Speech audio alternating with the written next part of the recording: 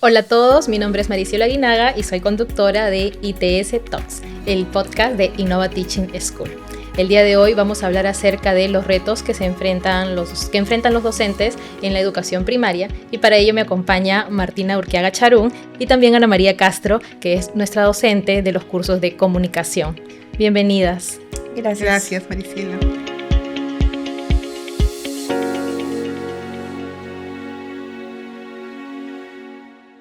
Realmente valoro mucho su presencia en este episodio porque quiero que toquemos aquellos temas que conciernen de repente un poco al desempeño profesional de los docentes que estudian la carrera de educación primaria.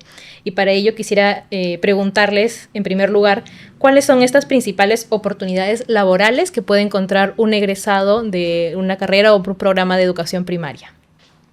Bueno, la primera oportunidad es el trabajo en aula, que es lo que genera realmente el interés y la vocación en los estudiantes, ¿no?, que deciden escoger la carrera de educación primaria.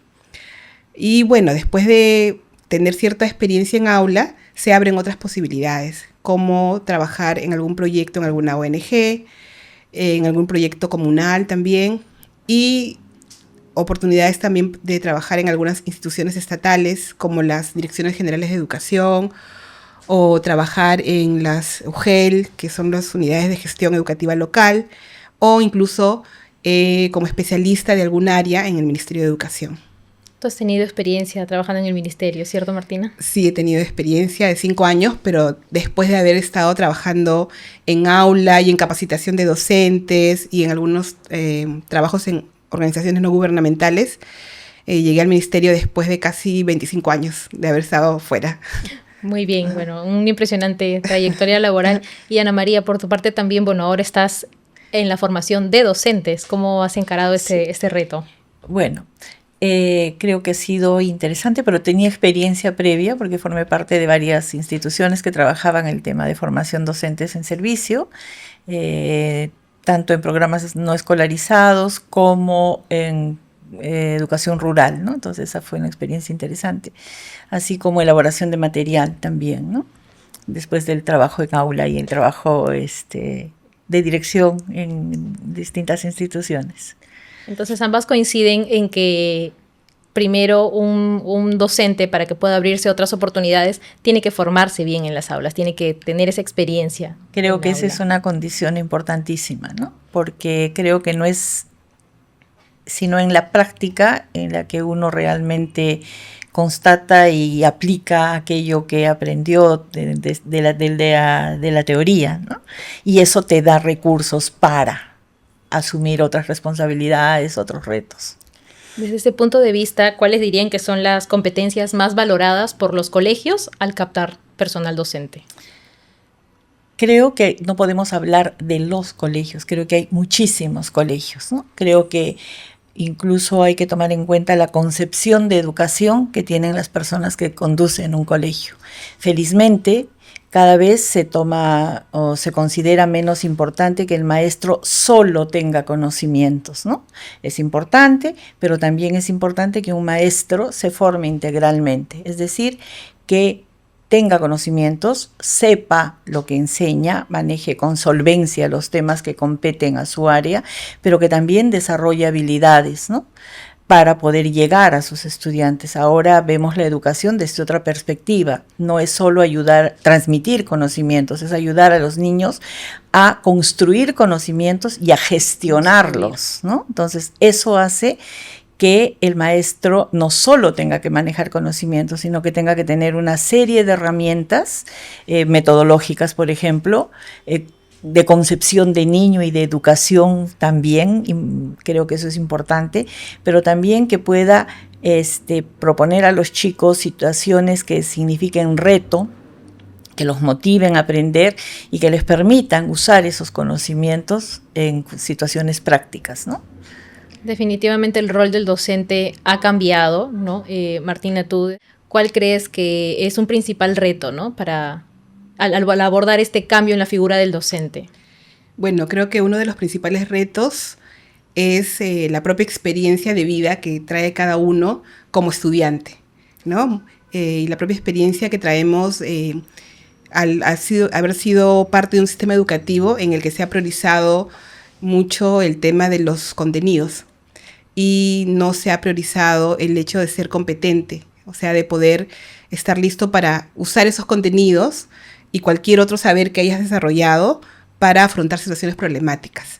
Y creo que ese es uno de los retos que tenemos los docentes ahora, porque esperamos que los estudiantes puedan desarrollar competencias y eso implica que nosotros primero entendamos esas competencias y que también las hayamos desarrollado en alguna medida. Entonces es un reto para nosotros doble, entender la competencia, desarrollarla nosotros y luego pensar cómo plantearle situaciones como las que comentaba Ana María, en las que los chicos puedan poner en juego experiencias, aprendizajes, recursos que les permitan buscar soluciones y así desarrollar también ellos sus competencias. Definitivamente la formación del docente entonces es clave y creo que para la mejora de la calidad educativa la formación del docente es la primera carta por la que hay que apostar, pero también es una responsabilidad institucional, ¿no? Uh-huh. ¿Cuáles podrían ser esos incentivos que la carrera pública magisterial está promoviendo? Bueno, desde la carrera pública magisterial podemos ver que los docentes pueden iniciar en la carrera pública con unos ingresos que son mayores a los que se daban hace algunos años, ¿no? Sin duda. No son lo ideal, ¿no? Pero sí son mejores. Y cada 3 años los docentes pueden dar un examen que les permite ascender en la carrera pública y de esa manera incrementar sus ingresos. Puedes empezar en el nivel 1 ganando 3.100 soles. Está en 3.000, sí. ¿No? Y terminar en el nivel 8, que después de varios años, ¿no? Claro. Obviamente, ganando entre 6.500. Cerca, ¿no?, de 7.000 soles, cerca ¿verdad? de 7.000 soles. Ha mejorado mucho. Ese es un incentivo, digamos, desde el lado económico, ¿no? Y desde el otro lado, que también tienes las posibilidades de ir preparándote, tienes posibilidades de capacitarte. Hay muchas capacitaciones en línea que da el Ministerio de Educación que son tanto para docentes de escuelas públicas como privadas, ¿no? También hay oportunidades de trabajar en colaboración con instituciones que apoyan a las escuelas, que también te brindan capacitaciones y posibilidades de formación que te ayudan a hacer un mejor trabajo. Y bueno, por otro lado también está la posibilidad de asumir cargos directivos, ¿no?, dentro del sector público, que también te permite tener una mejor situación económica. Pero creo que tanto en el sector público como en el privado, lo que puede ayudar más a que un docente tenga incentivos de permanecer en una escuela es el clima laboral de la escuela y las posibilidades de seguir creciendo como profesional a través de la formación continua en equipo. Me parece medular, digamos, este punto del clima institucional y como una propuesta de valor importante para que los docentes se mantengan, ¿no?, en una institución. ¿Cuáles dirían ustedes que son los ingredientes principales para poder formar un buen clima institucional? Uno, creo que es importante la coherencia entre lo que se le pide al docente y lo que concibe la institución como el tema importante o como define la educación, diría yo. Entonces creo que cuando hay esa coherencia pueden las cosas hacerse de mejor manera. El clima institucional también creo que se logra desarrollar cuando hay transparencia en la comunicación. Cuando se permite que los maestros participen, por ejemplo, en las propuestas y en la evaluación y en la ejecución de determinadas actividades o proyectos pequeños que pueden surgir al interior de la escuela. O sea, creo que eso es bien importante, ¿no? La transparencia en la comunicación y el asumir, el reconocer que la docencia, el ser maestro, es una carrera que se asume por vocación, efectivamente, que si no la asumes por vocación, la vas a pasar mal, pero que también hay que cuidar al maestro. Es una carrera estresante. Tenemos que involucrarnos a veces en problemas emocionales de distinta índole de nuestros estudiantes, ¿no? Pedidos de los papás, en fin, necesidades de los chicos. Entonces, sí es una carrera estresante y la escuela creo que tiene que crear espacios para que el docente pueda aprender a gestionar sus emociones, entre ellas el estrés, obviamente. Sin duda es una labor bastante comprometida la que realizan los docentes de aula. A veces pensamos que el docente está solo las 5 horas o 6 horas o quizá un poquito más del día, pero lo cierto es que detrás de ese tiempo que está el docente en aula hay horas de, bueno, aparte de la capacitación, también de la planificación, ¿no? Anual y en general de cada sesión. Y por otro lado menciona Ana María algo muy importante, que es la conexión que no puede evitar el docente, que tiene que más bien promover con sus estudiantes, ¿no? Creo que no conocemos un profesor, y menos cuando se trata de la educación básica, ¿no? Que acompañas a los estudiantes todo el año. Inevitablemente te vinculas con ellos, con sus problemas, si están con sus estados de ánimo, etcétera, etcétera, ¿no? Entonces es una labor bastante comprometida. Tú, Martina, ¿cuáles dirías que son estas acciones para poder incentivar, digamos, un buen clima institucional? Bueno, creo que es súper importante que, aparte de la coherencia, que creo que es básica, como lo que ha planteado Anita, es súper importante que también haya estos espacios de poder conversar con tus colegas, ¿no? De compartir entre colegas las experiencias tanto positivas como difíciles que tienen que asumir, que tienen que manejar. Poder tener esos espacios en los que puedas sentir que puedes contar tu experiencia con tus niños, descargar un poco algunas preocupaciones y también sentir que no vas a ser juzgado en ese espacio, sino que vas a ser mirado desde la empatía, porque sostenido, ¿no? Porque los otros docentes viven situaciones similares, entonces te van a poder acompañar desde ese sentir que es algo común. Entonces el sentir de que eres escuchado y que eres valorado y que, bueno, tienes el permiso de decir que te equivocaste en algunas cosas, porque también eso es difícil de asumir a veces. Y la experiencia también enseña. La experiencia también enseña, entonces el error también te enseña. Claro que es mucho más delicado equivocarse siendo maestro de niños, porque estás influyendo en la vida de un niño, ¿no?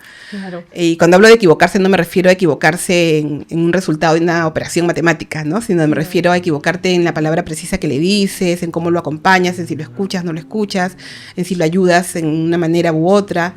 Entonces es importante que haya esos espacios en los que puedas decir, mira, yo hice esto y siento que funcionó, o hice esto y creo que no funcionó muy bien, y esa carga emocional que uno lleva, porque igual estás trabajando con personas a las que respetas, a las que quieres, y quieres que les vaya bien en la vida a tus niños. Entonces sí es una carga emocional fuerte que tenemos los docentes, ¿no? Y es importante que haya ese espacio para poder conversarlo con otros colegas, y también desde la dirección, ¿no? Que desde la dirección de la escuela haya esa mirada de que, bueno, sí, pues acá de repente te equivocaste, ¿no? De repente dijiste esto que no fue lo más adecuado, fue lo más pertinente. Veamos juntos cómo lo manejamos, cómo lo solucionamos, incluso con los padres de familia también, ¿no? Creo que eso es súper importante. Juntos, ¿no? Creo que trabajar en comunidad, compartir estas experiencias, nos hace mucho más sensibles de la compleja labor de un docente, ¿no? Desde ese punto de vista, ¿cuáles dirían ustedes que son los mayores retos que enfrentan los docentes en la gestión de su propia aula? En la gestión de la propia aula creo que es reconocer la diversidad del aula. Sí. Cuando un maestro asume que un niño es una persona diferente a las demás, con rasgos, con experiencias distintas, creo que tiene que aprender también a plantear las sesiones de aprendizaje. A plantear las sesiones de aprendizaje para atender esa diversidad. No me refiero a que con cada niño va a ser una cosa especial, pero que pueda entender que los ritmos son diferentes y que por lo tanto esa clase magistral donde me paro al frente y enseño lo mismo ya no funciona, sino que hay que pensar en estrategias que favorezcan el trabajo colaborativo, que favorezcan el trabajo diferenciado, que favorezcan el que dé a cada niño soportes diferentes. Es un reto complejo. Creo que se hace más complejo porque venimos de experiencias totalmente diferentes. Tenemos por otro lado la presión de los papás. ¿Por qué le enseñas a mi hijito de una manera y no le enseñas de otra? Porque también los papás piensan que todos tienen que hacer lo mismo, que todos tienen que lograr lo mismo. Entonces creo que hay que trabajar con los papás para hacerles ver que los ritmos de los chicos son diferentes, que hay que atenderlos de manera diferente, y eso sí genera también que eso está bien y que claro, también es una exigencia más por parte del docente, ¿no? O sea, ¿cómo puede adaptarse un docente a las necesidades individuales de sus estudiantes? Por ejemplo, Martina, tú que en tu experiencia de aula, ¿cómo has afrontado ese reto? Bueno, es un reto bien grande y que también es bien desgastante, pero a la vez es un reto bonito, porque cuando empiezas a pensar y empiezas a desarrollar la habilidad, de pensar en cada niño como una persona diferente, te sientes contenta cuando sientes que al final en tu clase lo que hiciste fue valorado, disfrutado por los niños, por cada niño, ¿no? Con sus características diferentes, o que hiciste algo diferente para él o diferente para ella. Entonces, es difícil, pero no es imposible, y creo que es importante que como docentes podamos siempre pensar en cómo acompañar a cada uno desde lo que él necesita. Y algo que también me parece importante que comentó Anita es este trabajo con los papás, porque los papás vienen de una experiencia escolar muy tradicional, distinta, ¿no? Una experiencia escolar diseñada para el siglo XX, posiblemente, y que se mantiene aún hasta nuestros días. Y es importante también tener ese espacio de contarles a los papás, no porque no lo sepan o no lo vivan, sino porque de repente no lo han reflexionado, no lo han mirado, que sus hijos están viviendo en un siglo diferente y que tienen que prepararse para enfrentar situaciones que tal vez no conozcan todavía, que no sabemos que van a suceder. Digamos que antes se podía decir, no, bueno, yo sé que si mi hijo estudia mucho o hace eso, el otro, sus posibilidades laborales en el futuro van a ser tales y cuales, ¿no? Y pensábamos que teníamos todo solucionado con ciertas cosas. Pero ahora hay que preparar a los chicos para poder ser personas que puedan enfrentar de manera sólida los nuevos retos, cosas para las que no están preparados. Ser competentes. Ser competentes, enfrentar problemas que no pensaron que iban a tener que afrontar. Y eso implica que trabajemos en la clase de manera diferente, ¿no? Ya no podemos decir, como antes se pensaba, que no, pues si se sabe toda esta información y la puede reproducir y luego sabrá cómo usarla, la teoría y la práctica, ¿no? Claro. Se sabe la información y ya, bueno, el saber eso ya le servirá para la práctica, ¿no? Ya él verá cómo lo va a usar. La realidad es que nunca ha sido muy realista, ¿no? Pero ahora más que nunca no es posible trabajar así, ¿no? Los chicos necesitan aprender a tener experiencias en escuelas que les permitan aprender a afrontar situaciones problemáticas que son nuevas, que sean retadoras, porque la vida siempre ha sido así, pero ahora más que nunca se hace evidente en todos los campos, en todos los espacios, que es así. Entonces no podemos dejarlos atrás quedándonos en el sistema de memorizas y repites, ¿no? Tenemos que ayudarlos a poder ser competentes realmente, es decir, oye, entiendo esta situación, ¿cómo hago? ¿Cómo puedo solucionar? ¿Qué recursos puedo usar? Y eso se puede aprender en la escuela, ¿no? La escuela es el espacio ideal para que los chicos puedan desarrollar estas competencias, y nosotros como docentes tenemos que ser hábiles y tener la competencia pedagógica para poder proponer esas cosas para ellos, ¿no? Bueno, en la labor propositiva del docente para poder acercarse de manera individual, pero también buscando el trabajo colaborativo en un aula. Exacto. Sin duda es una tarea compleja. Uh-huh. Y por eso quería preguntarles, en nuestra escuela, ¿no? Nuestra propuesta pedagógica, ¿no? El modelo que nosotros defendemos, ¿cómo podrían decir que se distingue la propuesta de Innova Teaching School en la formación de docentes de primaria? Creo que hay un vínculo importante entre el conocimiento y el uso del conocimiento, ¿no? Creo que nuestras clases tienen ese sustento, lo que le permite al docente uh-huh. vivirlo como estudiante, internalizarlo como estudiante para poder aplicarlo luego como docente, ¿no? O sea, esa mirada respetuosa al que aprende, ese tomar en cuenta lo que sabe sobre el tema que vamos a abordar, ese tomar en cuenta sus propuestas para resolver determinada situación, eso lo llevan a su práctica. Entonces, creo que ese es un elemento importante, trabajar a partir de competencias que le permiten vivir al docente estas situaciones que pueden ser repetibles en el aula. Otro tema importante, otro aspecto importante, creo que es que intentamos transmitirles a los maestros esta mirada respetuosa del niño o del aprendiz, ¿no? Creo que es importante también. Un día un maestro me dijo, si a mí me hubieran mirado con un poquito de respeto, hubiera creído más en mí. Entonces, creo que es... Y como ahora, en la reflexión de su propia práctica... Así es. Ahora lo voy a hacer con mis hijos y con mis alumnos, ¿no? O sea, eso creo que es un testimonio impactante, en el sentido de que se sintió valorado, se sintió reconocido, ¿no? Y vio que esto era una condición importante para aprender, porque aprender, siendo se desvincula de las emociones, no hay aprendizaje no funciona, sin esa experiencia. Y creo que la escuela tiene que ser eso, un lugar grato y seguro. Grato porque me siento cuidado, escuchado, querido, protegido, pero seguro porque voy a poder decir cosas, porque hay límites claros y respetuosos, porque puedo ejercer mi ser como persona y no sentirme juzgado, no solo como aprendiz. La escuela, ¿no?, tiene que ser un primer lugar de empoderamiento de todos los niños que lleguen a las aulas, ¿no? Y creo que esto es lo que hace que se construyan vínculos importantes con los niños, ¿no? Creo que los maestros tenemos el privilegio de, después de muchos años, recibir el abrazo de alguien en la calle que tiene un recuerdo bonito. Creo que ese es un plus que nos hace ser maestros y disfrutar de ser maestros. Eso es lo que retribuye a la vocación que mencionaba Martina. ¿Cuál dirías tú, Martina, que es ese diferencial de nuestra propuesta en la formación de docentes de primaria? Bueno, nosotros trabajamos en todos los cursos a partir de desafíos. O sea, creemos que se desarrollan competencias o se llega a ser competente poniendo en juego una serie de recursos que uno va construyendo o que también ya posee, o que va encontrando, ¿no?, en diferentes fuentes que le permiten enfrentar esas situaciones problemáticas, estos retos o desafíos, y poder pensar cómo puedo responder a ellos. Entonces, nuestros cursos todos parten de un desafío que debe ser respondido hacia el final del curso.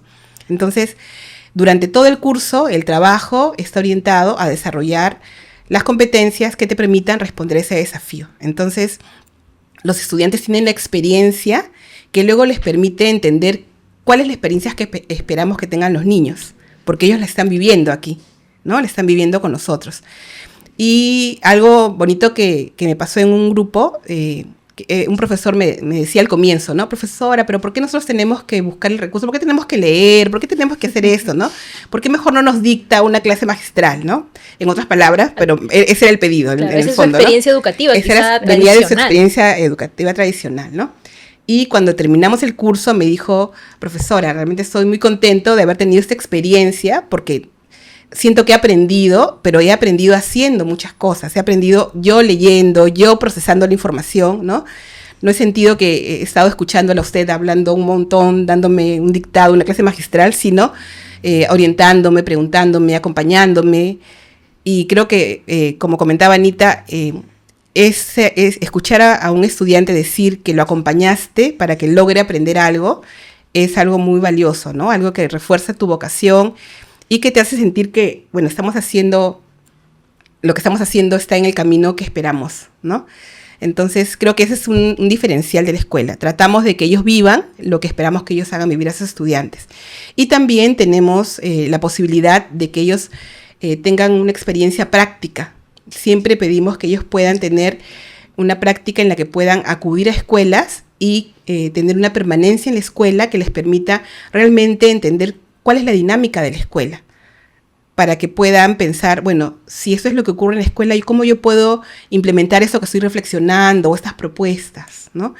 Siempre creemos que es importantísimo que nadie pueda decir que estoy listo para trabajar en una escuela si es que no has podido tener un tiempo conviviendo en la escuela desde una mirada adulta, ¿no? No solo desde tu experiencia personal como estudiante.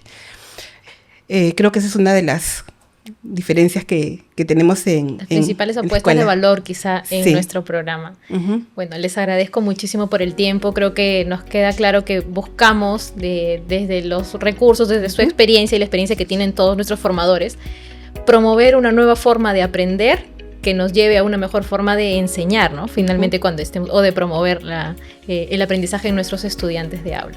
Muchas gracias, Martina, gracias, Ana María, A ti. gracias también a todos ustedes por acompañarnos en este capítulo.